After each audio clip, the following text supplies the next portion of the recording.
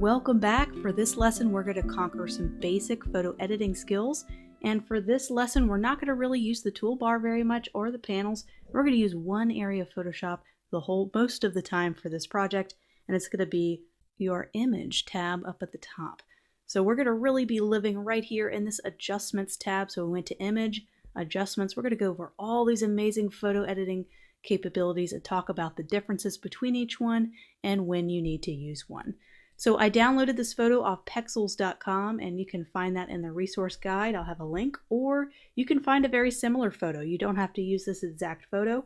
The reason I chose this photo is I thought it was a little bit dark, and we can maybe do some tweaks to it to maybe bring out a little bit more color. So we're going to do that by going to image, adjustments, and we're going to slowly work down kind of our list of lots of different options we have for really doing some great photo editing. So the first one is brightness and contrast. So we're going to bring up brightness and contrast. So I'm going to increase the brightness, and this will increase the brightness of all highlights in the entire photo. It's not going to just select a specific kind of highlight. It's just going to do a brightness of all of it. So you can see kind of before, just doing a little bit of brightness kind of really helps bring more light to the photo, to the overall photo. But we want to be very careful with brightness because you can definitely overdo it, and it starts to look really washed out right here under skin tone because it does an entire brightness over the entire photo. It doesn't select specific highlights or shadows, it just does the whole thing. So what we're going to do is we're going to go back, we're just going to increase the brightness just a little bit, just to bring some more light to the overall photo. So contrast. So contrast is incredibly important in finding the differences between highlights and shadows. So let's increase the contrast. It's going to make the differences between highlights and shadows greater. When we reduce the contrast, it's going to make the differences between highlights and shadows less of a contrast. A lot of times, reducing the contrast can really help brighten a photo. If you increase the contrast, it's going to increase those shadows as well. So sometimes this is kind of neutral. This is 0. So I'm going to actually reduce the contrast. You can see how it kind of really brightens a photo a little bit. So you'll notice with a lot of these, I'm not going to move the handles very much. You just need small little tweaks. You never want to have a photo look processed or over edited. So let's continue to go to our adjustments panel and check out a few of these others. Levels is great. As a graphic designer, I use levels a little less frequently. It's more for professional photographers. Sometimes it's great to bring out certain highlights or shadows, but I'm actually not going to go over this because I think for graphic design, let's just stick with what you need to know as a graphic designer. Definitely something a little more advanced that I would love to get into if we have some time a little bit later. Same thing with curves. So let's go down to exposure. So exposure, this is one you have to be incredibly careful with. Just slight changes in the dial will have huge effects. So exposure is going to expose more light to the photo, but you notice how quickly it looks washed out. So I have to be very careful when I use exposure. Usually it's only just very small increases or decreases. You're not going to see a lot of huge movements with exposure because, as you can see, that's not going to look pretty good. So let's go ahead and reduce that, maybe just do a very slight bump. And same thing for offset. When you reduce the offset, it's really going to bring out those shadows, and we increase the offset, it's really going to brighten up those dark shadows as well. So a lot of time with offset, sometimes offset and gamma correction are really great for bringing out highlights and brightness in black and white photos. So if you have a black and white photo that just seems a little dark, go into exposure and mess with the offset and gamma correction, and you can really bring out those shadows more and make a black and white photo that's hard to see a lot easier to see. So I really kind of find a lot of benefit when editing black and white photos. So with gamma correction, I'm just going to keep that at 0, but I just definitely wanted to go over that. Let's continue to work down the list. Let's do vibrance. So vibrance is really going to add more color. It's going to really exaggerate the color in a photo. So if I do max vibrance, you notice how the oranges and her skin tone really start to come out. When I reduce the vibrance, it almost kind of strips away that color. So that can be helpful, or you can reduce the vibrance and make it a little bit more grayscale if you'd like, or strip away a little bit of that color, depending on if you want to kind of reduce kind of the peachiness or the pinkness of her skin, or if you want to bring that out. And so saturations is going to do an overall treatment to everything in here, and it's going to bring out a whole lot more of those warmer tones or a whole lot more of those colors. If we were to reduce saturation all the way to 0, you'd get black and white, or something pretty darn close to black and white. And if you increase it all the way, you definitely don't want that kind of skin going on. She probably needs to go visit the doctor. So I'm going to keep saturation, probably even reduce saturation. I mean, it's nice to add color to the face, but sometimes reducing saturation can give it kind of more of a modern, kind of that washed out, more cool tones seem to be kind of more in when it comes to photo editing. So let's go ahead and go down to adjustments. And we have color balance. So color balance, this is when we get to really kind of select specific parts of the photo instead of just doing these big, broad, let's change the entire photo without selecting anything. This is where we start to get to pick certain parts of a photo and change just those certain parts. So this is with color. So I can select midtones, shadows, or highlights. It's going to change your midtones, your highlights, or your shadows depending on which tone balance you select. So I can add specific colors to this. So I can add a little bit of red, a little bit of blue, and this is where you can really start to customize a photo. We can go to highlights, and now it's going to do the same thing to the highlights. So we can have our own kind of color profile here depending on what kind of look are we going for. It could be for a certain magazine, and we need to adjust the colors to match other photos. We may need to adjust the colors to match a certain style of an ad. So as a graphic designer, this is probably going to be what you'll do more, is adjusting this color slightly. You're not going to be doing heavy duty photo editing. You're mostly going to be trying to match certain cool tones or warm tones in a particular design piece. So I just added a little blue there to my midtones. Of course, you can do shadows and make it more dramatic if you wanted to. You can always go back into your history panel and kind of see what we've done. Here's the original, kind of darker. We added a little bit of light to it using brightness and contrast, a little vibrance, little color balances, adding those cooler modern colors in. So let's continue down our list, image adjustments. And one of the best ways to convert a photo to black and white is to use the adjustments black and white option instead of just going to hue and saturation and reducing the saturation. A better way to make a photo truly black and white, outside of going up here to mode and making it a grayscale, that would definitely strip away the color profile. But let's go ahead and go down to black and white. And what's great about using the black and white option is we can have control over what used to be red and change it to lighter or darker. So we can bring out what used to be kind of inner cheeks like reds and oranges, and we can make those lighter or make them more shadows. So this gives you a lot more minute control over turning a photo into black and white instead of just doing a grayscale or just doing a desaturation. So it's a little bit easier. You can kind of see the cyans, kind of see the highlights in her sweater coming out when I increase that, and when I reduce it, kind of goes to black. So you can have a lot more control here. So that's if you want to make it black and white.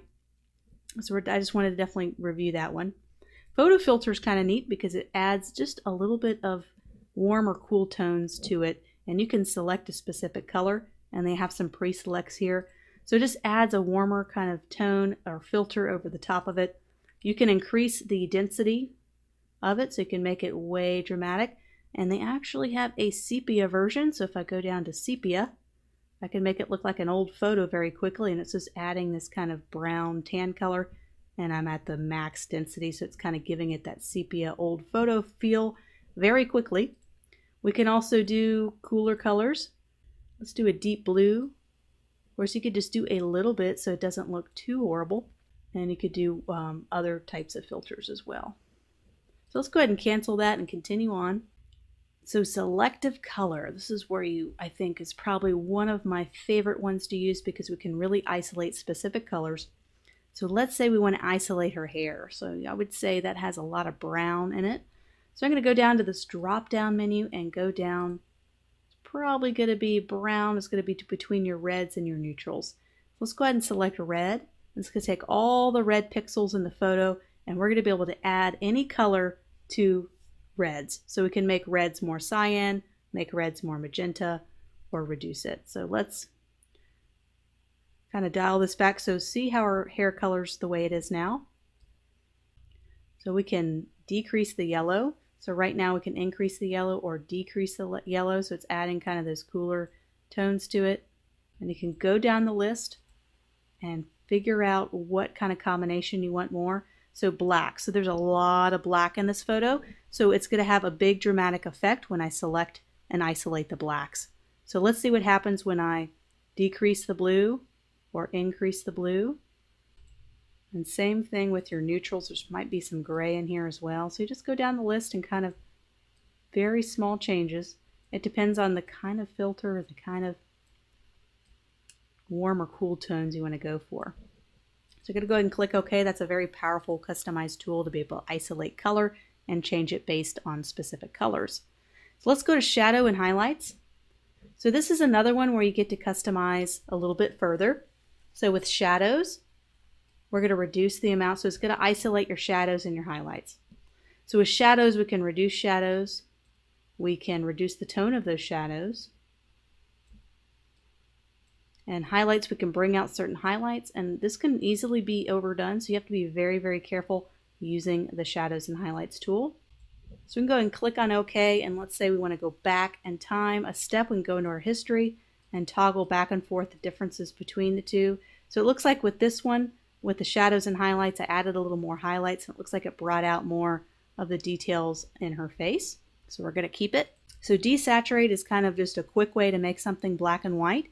But as I've mentioned before, I kind of enjoy doing the black and white option a little better because you get all those minute controls over how it turns to black and white. And that just does a quick black and white desaturate. So another really interesting one is adjustments, and go down to replace color. And you're going to be able to select a specific part or specific pixels of a photo.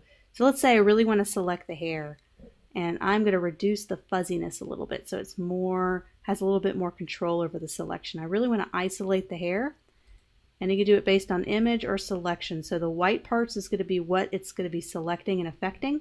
And you could take the eyedropper tool and kind of sample a specific part of the hair and then change the fuzziness to try to isolate the hair a little bit. So I'm trying to isolate the brown hair.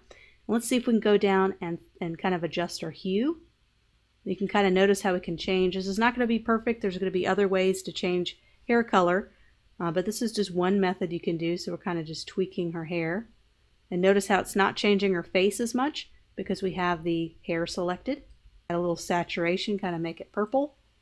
Let's go ahead and click on OK. So we kind of have a little purple glow to her hair now, which is kind of cool, but it didn't affect her face too much. It's not perfect. It's not a perfect tool, but it's definitely one you can use to do something really quickly and replace color on a specific object that you select.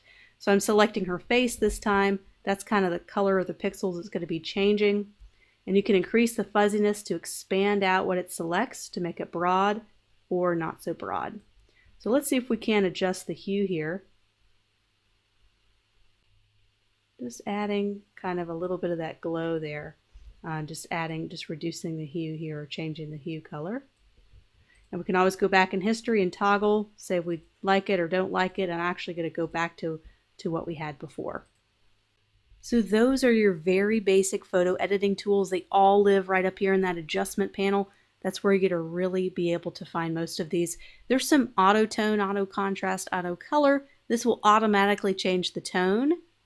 There's the tone, contrast, and color. I find these to kind of be random, and I like to be able to do it myself and control it via the adjustments panel. So sometimes I tend to sometimes try it out to see if it works, but a lot of times I end up living in the adjustment panel as I get more and more comfortable using this tool. So let's do some very last editing to this photo so we can kind of make it unique and make it our own. Let's go ahead and crop our photo. We're going to get the crop tool right here, and I'm just going to crop her. Crop the tool, and then I'm just going to click on the move tool. It's going to crop or press enter and go ahead and zoom in down here, and I'm going to zoom in to 100% and just kind of see if I like it. I can always sharpen the photo if I want to kind of really bring out the sharpness here, and I'm going to go ahead and go to my layers. She's already selected. Go ahead and double click to unlock that layer. I have her selected. I'm going to go up. Filters, a couple other ways you can edit photos is in the filter section. We're just going to sharpen this photo a little bit. So we're going down to sharpen.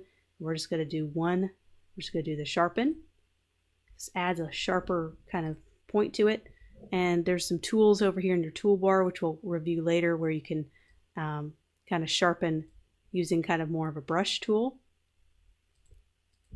and we'll get to that and more advanced photo editing. So this is all pretty basic stuff. There's still the dodge and burn tools. There's still highlights and shadows that you would brush on manually. There's non-destructive editing, which we're going to go over all of that in this course. But this is very, very basic photo editing.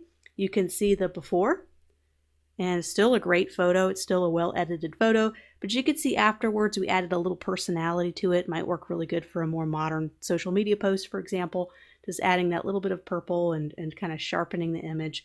And there's still a lot we can do, but for basic editing skills, that's not so bad. So let's go ahead and move on to our next project.